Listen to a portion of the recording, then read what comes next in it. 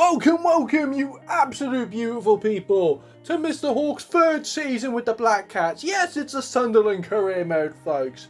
And we had a lot to unpack in season number 2. Just check it out. I'm going to spoil it in 3, 2, 1. We're European champions. Yeah, we won the Europa League. That's, again, not quite European glory, but still, one more European trophy than those stupid Geordies across the street. Second of all, another successful season in the Premier League, finishing in 5th place. That would mean Europa League football, but winning the Europa League means we've got Champions League football, something to really look forward to in today's episode. And as well as that, the squad's just absolutely gelling. Everything's going completely well and nothing bad happened last episode. I said nothing bad happened. But yes, the squad, like I said, everything's doing fantastic. Not perfect, but fantastic. Brian scoring goals for fun. He's an absolute machine. The bully himself scoring goals for fun. An absolute thunderbolt. Cool, I almost said the C word there. But the wingers are brilliant. Defence is sorted. Patterson is brilliant. But how can I make this squad perfect and ready for Champions League football, as well as mixing it up with the most highest intense leagues in the world? The board agreed with my concerns. So they said 126 million. Sort the problem out. And I thought, yeah, that'll do it. So first one I want to try and do is improve the right back role. I know he's been in the club for a long while, but I think a little bit of an upgrade is necessary. So we say goodbye to Enzo, £27 million for Connor Bradley, the Northern Irishman, going straight in that first team position. And of course it's an absolute no-brainer, making Bellarado's loan move to a permanent one. Of course it's A-star. But another South American defender will also be joining the Black Cats. And I know what you lot are going to be saying. He's absolutely rubbish. But I have a counter argument. If the likes of Anthony, Scott McTominay, Rasmus Højlund and Marcus Rashford, and of course Amid Diallo from our case, all leave Manchester United and do well, I can see no problem with this one, as Lisandro Martinez joins us for £23 million. Now, this signing right here was an absolute no-brainer. Bringing the likes of Joe Bellingham back to the squad, it's genius, I personally think. £30 million, that's the amount we've sold him to Borussia Dortmund, that's how much we're getting him back. And an absolute fit for this midfield. And with those signings coming in, there has to be some departures, and there were some big departures of that, as you can see on the screen, the likes of Isadora, Omar, just literally some huge players leaving us just to increase our transfer fund. So with all those departures, that means we need to get some replacements in the squad, and we start off with oh my god, I'm having a stupid moment. Oh, what was his name? Brazilian midfielder, left wing, I believe, plays for Fulham. That's it. Thank you. Yes, we signed Kevin for £28 million. I know what you're going to say. Why did you sign Anton Griezmann? Now, there's plenty of reasons. Number one, the next sign I'm going to introduce you cost me pretty much 90% of my budget. Second of all, he was for cheap. Third of all, we've only got him for a 1-year deal. And fourth of all, fuck it, why not? Yep, Anton Griezmann joins the squad. And like I said, the next signing, I left the biggest till last. Many big Premier League clubs are desperate for this signing. The likes of United, City, Liverpool, but Sunderland have beaten them across the line, getting the contract signed for the African CDM, as £60 million goes straight to the banks of Brighton. That's right, Carlos Belliba will be officially playing his football at the Stadium of Light. What a signing. So, ladies and gentlemen who are watching the video, that is my squad going into our third season. Some huge changes, some big signings. Many people may be wondering why I dropped Xhaka to the bench. I think his age is starting to show some of his performance. Carlos Belliba was an offer I could not refuse, especially on his last year of his contract. And as well as that, you can see some other signings.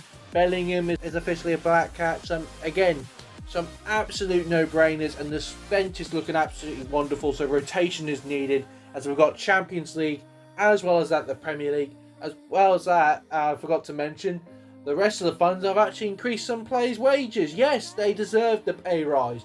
I had to add a little bit of a clause.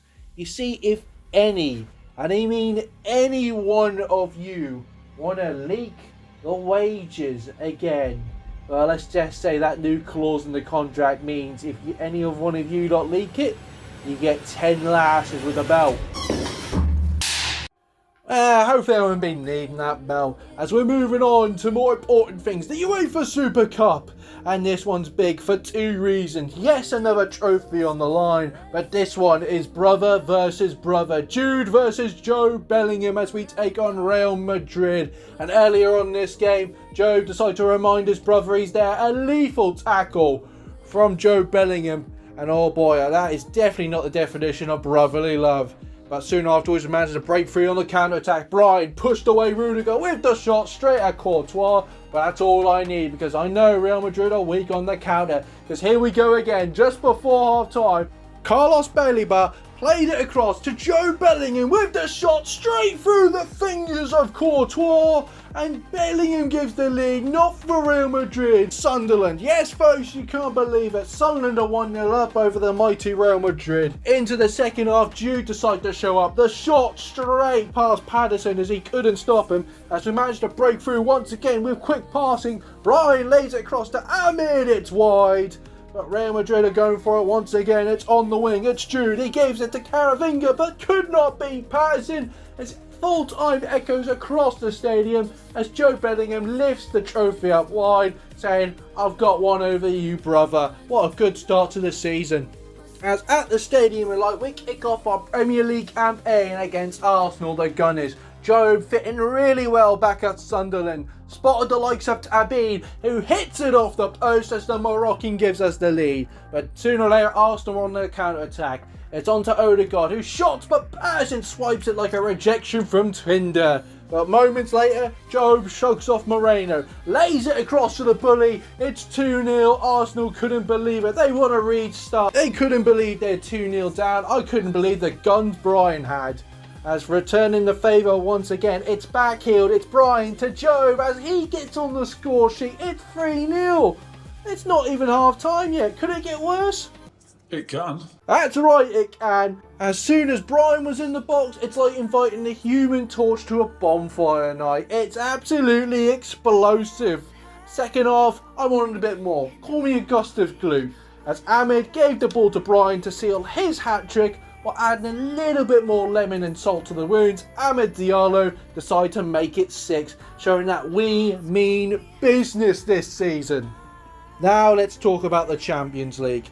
Atletico Madrid away. We're dealt with one Madrid club, can we deal with another? Sadly, it's a little bit of a slow start for these Black Cats, as Atletico Madrid were on the chance, unable to win the ball. The shot gets blocked, the rebound from Alvarez got caught by Patterson. Hell, even Brian was slow off the mark, as our first chance was not enough to beat him.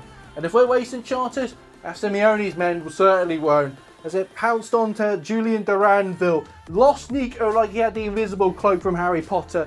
Patterson rushed to meet him, saved, but the rebound fell straight for the Italian Rampadori to open the scoreline up for half-time. As Simeone's men lead, Atletico 1, Sunderland sadly 0. Second half, we decided to get things up in the right gear.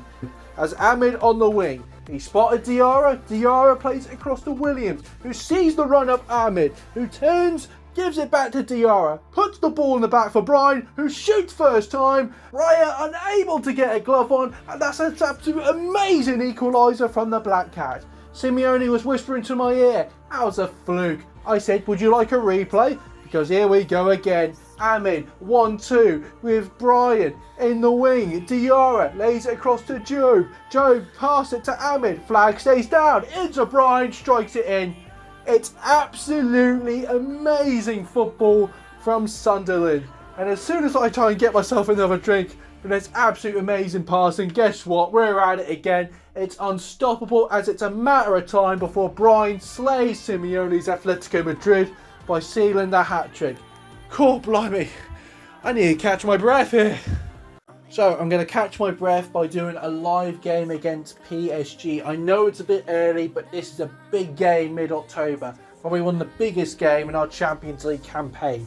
I'll probably do some more match highlights after this, but just I have to face this team as a live game. It's so much on the line. PSG Champions League winners at the Parc de France. If we can get a win over this, who knows for the Black Cats, but we can certainly do is put up a top performance like we've done so far this season, and hopefully we can get one over the Parisians. Here we go, kick-off right here at the Parc de France. If we get a win over the Champions League winners, I think we're fully comfortable now. Now Bellingham plays it across to Carlos, who drives through. He sees from range. He's going to take it. Oh, couldn't make the goalkeeper make a work for it. That's a good warning shot nonetheless.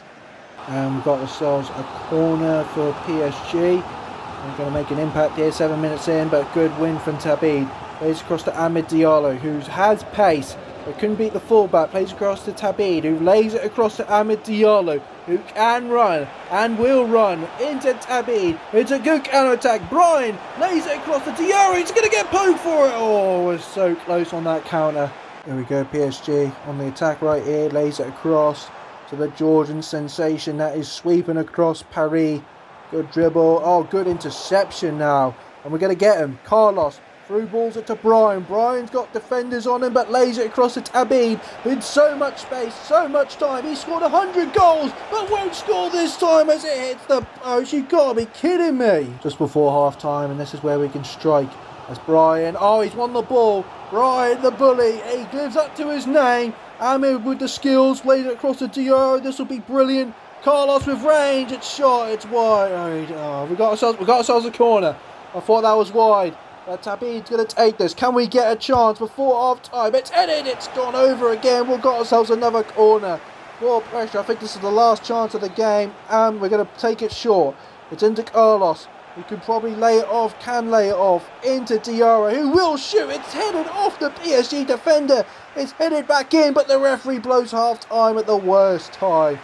Oh, all I can say about that first half, it's been all Sunderland. We've been all over PSG, but we just cannot find the finishing touches. Through ball now into Dembele. Dembele to the Georgian. Oh, this is not what I need.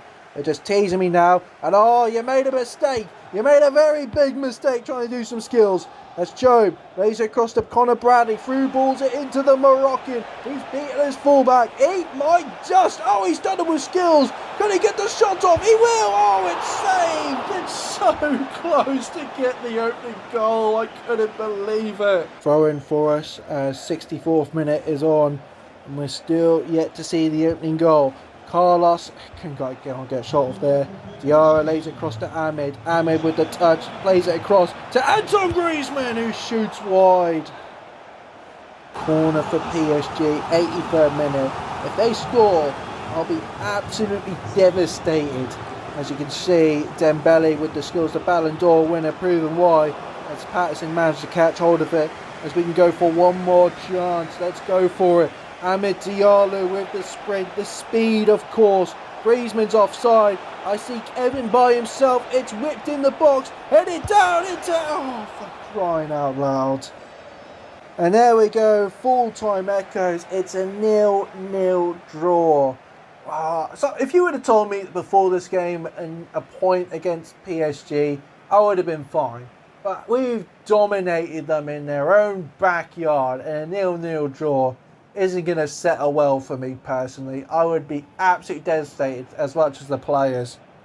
Alright, let's just move on from that headache of a previous game as we've got Premier League action against Manchester City. The rain was pouring in at the stadium at light, but it did not affect our quick pass football as it's over to Brian, who got saved. I'm not mad, I'm not getting mad. As like before, as Habib was through on the wing. Is he going to hit the post? He certainly nope. He misses the target completely. I'm not mad. I'm a little bit mad. I'm furious as this is coming back like a bad rash, let's just say, folks. As Brian made the effort with a poor touch, but the shot could not beat Donnarumma.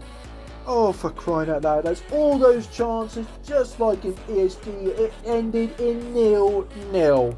We've got to get back to goal scoring ways, as well. This is going to get a lot worse. I didn't mean like that. Oh, this is nightmare. So I told Carlos to stick it, as he's only just moved here. And I thought, what a way to cheer the players up and the supporters up from this poor 0 goals. Then Manchester United away at Old Trafford. And kick off, here we go. Carlos laid it across to Job. Job from range for, yeah, that's what I need. Top corner, an absolute screamer from the Englishman. First of all, that was amazing. Second of all, why didn't you do that against PSG or Man City? And third of all, alright, scratch that, he's through again. As the shot gets blocked from De Ligt, the rebound back to his feet, and Bellingham gets a second one for us. It's beautiful chance. It's another cracker after another cracker, and it's not even Christmas yet. Can it get worse for the United faithful? It can. Of course it can, because it's a familiar player on the wing. It's only Amid Diallo to stick a third as we're back to goal scoring ways, baby. But can we continue scoring goals in the Champions League, as we had AZ, the Dutch side, at the stadium at like 8 minutes in, and we're cooking, folks. What are you cooking in that kitchen, Amid? As he laid it across to Diarra, who had so much space, so much time to pick his shot past the keeper for the opening goal of the game. And into the second half we go. Before the supporters can get back to their seats, Diallo is sprinting past the fullbacks, losing them in seconds, and the shot past the goalkeeper, it's 2-0 up. It's what I need. And the icing on the cake was Carlos Belliba. He had range, a few steps forwards, and smashed it home. Absolute beautiful shot from the centre midfielder, as all I can say about that is welcome home. A 3-0 performance once again. It's beautiful. Now let's go on to another live game, why don't we? So you think I'm going to leave you with that disappointing 0-0 draw against PSG? No, you're wrong. Because I think since it's December, I noticed on the calendar we had Newcastle next. And I'd had a live game in Newcastle since what? Our first episode with Sunderland. So here we are, the Tyne-Wear derby is back at St James's Park. What a way to, well, finish up the new year and beating the damn Geordies once again. As to be fair, we're back to goal scoring ways. Can we continue in our fiercest derby? Well, let's bloody hope so. Come on, you Black Cats, do not let me down, for crying out loud. You can see Newcastle playing from the back. We've beaten them, what, 10 out of 10 times? I've lost count, to be fair. Oh, wait a minute, this could change it right here. That was a close effort from Newcastle. Just wide right here. And Mr. Horde taking the view of St James's Park, and he's thinking, what a shithole. Oh, I'm going to rattle some Geordies in the comments below. But come on, it's all in great spirit and banter. Because here we go. On the edge of the wing, it's Amid over here. So much space. He crosses it to Brian. It's straight at the keeper. Two good chances from both teams here. Pass back to Connor Bradley. Good passing right here. Tabid through balls it to Bellingham. Bellingham back to Tabid. This is lovely football. He gets the shot off the Moroccan, but again, it's another good save. Newcastle hoping to break away from it, but look at Ahmed, determined to win the ball, and has. Lovely footwork into Diarra. Diarra to Williams, back into Ahmed, who's closing down the distance between him and the goalkeeper. Sees a chance and trying to get the gap in, but Carlos will shoot, and oh, it just rattles the post. We're getting so much closer to that goal. Newcastle a little bit shooken up so far, and oh, there we go. Another mistake from their fullback, and Ahmed will punish him. And literally, he is on like a rocket. Will he get the shot off goal? It's saved yet again. Ball is up in the air right here. It's headed back down into Bellingham. Bellingham plays back to Connor Bradley. Through balls it into Tabid. Will this be the chance? It played across the Brian, and there we go. All it took was the simplest of touches from the Dutch destroyer himself. Brian with the opening goal in the Tyne-Wear derby, as a well-deserved lead, in fact. Newcastle hoping to get a quick response, but stopped in their place and loving it. And we're going to break him once again. It's into Brian. Brian sees option. Diarra, come on, another chance into Amid Diallo. So much space, and it's got to be a 2-0 lead. In fact, so much better performance than PSG, as we're getting our shots on target, and this is the result. Leading away, and St James's Park has officially turned to a library. You can see it's a good response right here, passing around my midfield. And the dribbling well, come on, trying to close him down, not too much, it's 1-2 pass, and lovely work. Willett gets the shot off, but Patterson with the save. The quick response got me delayed. But Newcastle hoping to respond well. It's a corner for the Geordies. You can hear the crowd pumping up here, but to be fair, 2-0 just before half time. It's pretty much sealed it, and it's headed over. We're giving them chances, but they're not taking it. O'Reilly pushes forwards. They're trying to be a lot better in the second half. It's whipped into the box, into their German. It's headed down low. They're getting their shots on target, but not enough to beat Patterson. And now Newcastle yet again on the verge of trying to get a better chance. This lovely dribble right here. It's into the box. It's crossed into the box yet again. Two defenders had to head it away from their striker as we head it straight in the path of Patterson. And now it's our turn to break. Can we get a third goal to seal the Saudis' fate? Job on the ball. Look at the space. Look at the time. Who's he going to choose? Of course it's Brian, but it's saved. Newcastle hopes are still alive. Pass it round yet again. It's crossed in. It's blocked. We've got ourselves a corner here. 77th minute. The tide has turned in our favour now. Ahmed going to whip this corner in. He certainly will. It's headed. It's straight at the goalkeeper. He's barely keeping these alive here. Newcastle trying to play from the back right here. You can see we're all over him. It's headed back, lovely work, and it's 1-2 passing. Bellingham with space could find the pass right here into the captain Diarra. Diarra time as well. He's got a through ball to Ahmed. So much to get his brace, it's guaranteed. And Newcastle fans are leaving in their droves. They're off to Sports Direct. They're going to buy themselves some boxing gloves and head straight to a horse sanctuary. Who knows what they're going to do, but I'll take the 3 points and the bragging rights for the Black Cats. As full time goes right here, we got the win. St James's Park, it's 3-0. At least it's a happy way to end the episode, but let's see how we're doing in January the 1st, halfway point. So, showing the up-to-date table after the halfway point, we are in 6th place. Little bit disappointed in that, because I really want to fight for not the title, obviously. I don't think we're ready for that, but at least top 4. Top 4 I'm looking for, but we're not grasping that brass ring. On to Champions League though, I think we've found our mojo.